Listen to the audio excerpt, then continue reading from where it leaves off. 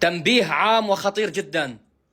هلق وصلتني رسالة من أحد الأخوة بخصوص موضوع الألغام وما ألغام. يا أخوان، لسه في ألغام ما تفككت، لسه الأخوة عم يفككوها. هلق عم بيروح كتير مدنيين وبينقتلوا. اسمعوا وشيروا الفيديو على أوسع النطاق، خلي العالم كلها تسمع وتاخذ الحذر، وخاصة أخوتنا المدنيين. اسمعوا في كل سوريا. يا اخوان، عندنا في الشمال السوري المحرر، في سوريا عامة وخاصة في منطقة ادلب ومكان خطوط التماس سابقا قبل عملية التحرير الأخيرة. تمام؟ ما زالت حقول الألغام موجودة بالنسبة للعدو. تمام؟ كسرايا هندسة في إدارة العمليات العسكرية عم تشتغل وبتفكك، لكن في ألغام مخفية ما عندنا خرائطها لسه ما تم تفكيكها.